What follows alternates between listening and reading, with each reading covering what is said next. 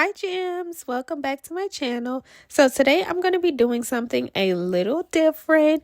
I'm going to be showing y'all the process of me doing a refill. Starting off, my client, she has a overlay.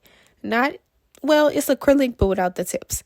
So she had an oval shape, so I already cut it down because she wanted it shorter. So I think the best way to go is to chop the nails off first and just go back and reshape them. After you reshape them and you get that out the way, then you can start the dehydrating process. And that is just removing any excess shine or oils off of the nail. Now, some clients, they have that extra skin coming onto their nail plate, but she doesn't have that. So I could just go in with my sanding bed and take the oils off. But for the clients that do have that, I will have to go in with the little itsy bitsy needle bit to get up underneath there and lift that skin up off the nail, because then if I don't, it might cause lifting, and we don't have time for it might causing lifting. We need no lifting. After I'm done with the whole priming process, I am going to place that bead down and shimmy my way on up to the cuticle, because we don't want to put it right on the cuticles, then it's going to flood, and guess what? That's not cute. You want to do as much as you can during the application process. The application process and the priming process, that too, is like the most important when it comes to doing nails. The priming process, you're going to make sure your nails don't lift. The application actually comes to play in that too, because when you apply the acrylic, you can seal the cuticle as you're applying the acrylic, which will save you time when it comes down to file, because you don't want to spend all day filing. No.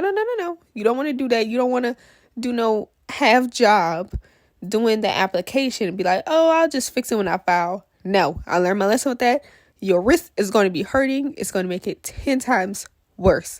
Once I place that bead down, I am going to take the tip of my brush and push it into the pocket of the skin where the nail starts at. And that's going to make that bead as flush as possible and seamless right at that cuticle area, and that's going to seal those cuticles for me for the meantime until I come in with the drill.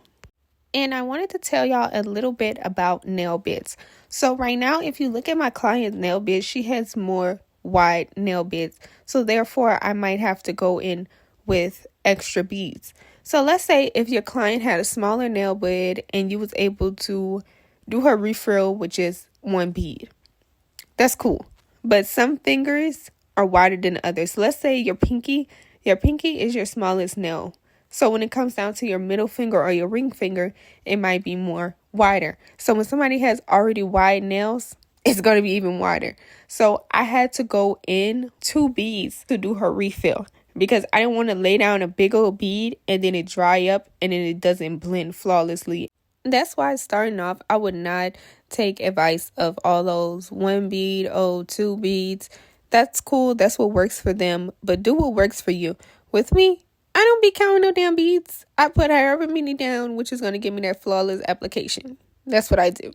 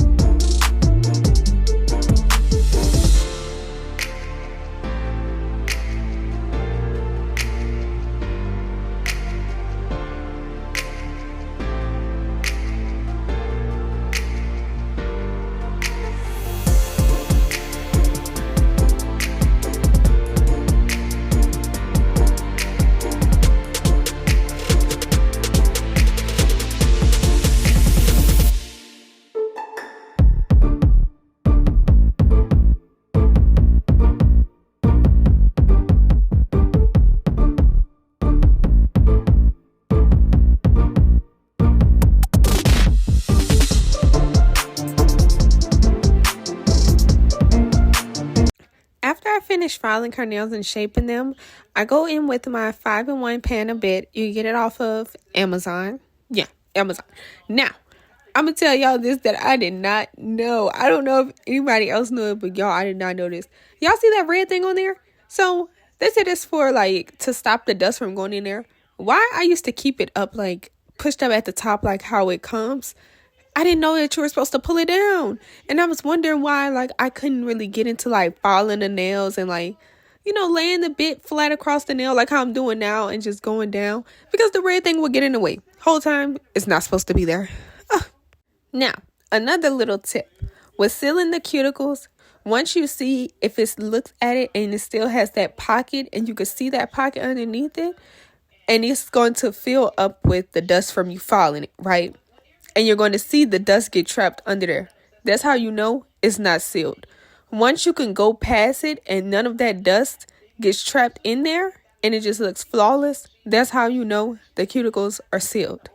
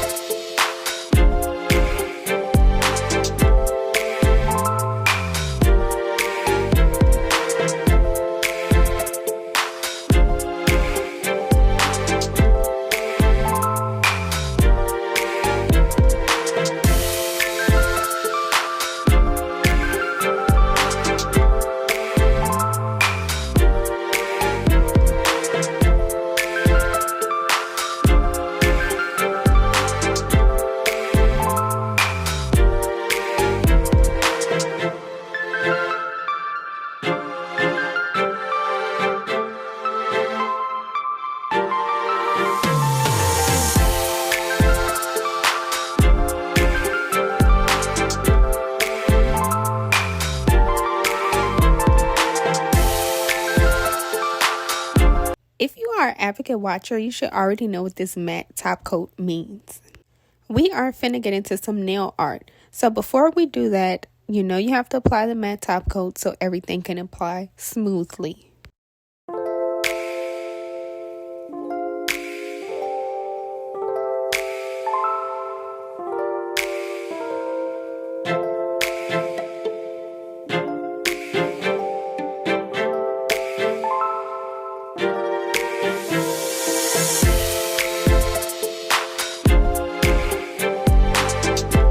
When I am working with shorter nails, I tend to use my shorter nail art brush. But with the longer nails, I tend to use a longer one. With doing the Frenchie on the oval nail is really different than doing one on a square nail. On the oval nail, it's best to just draw the line from one side and meet it in the middle, and then draw the line from the other side and connect it to the middle and just fill it on it. Unlike the square nails where we'll be able to map out how the Frenchie is going to come out, is a little different on these.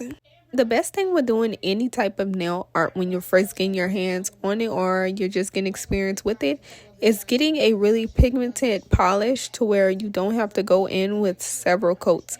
Because all that going to do is waste time, honestly. You just want to go on with one coat, one little swoop, doop, doop, doop, and you all done.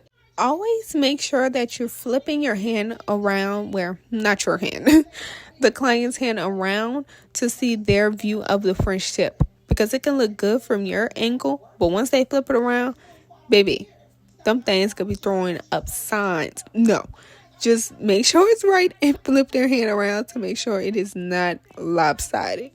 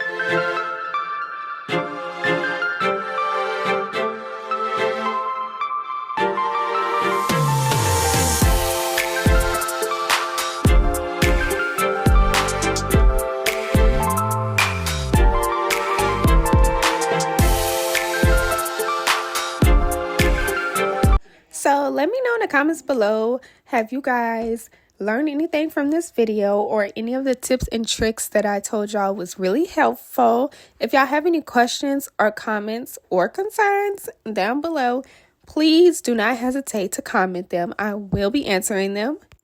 Or if y'all have any tips and tricks for me, trust me, I am a listening ear. We could all learn something here. This is the final product, and I'm going to see you guys in my next one. Bye. Bye.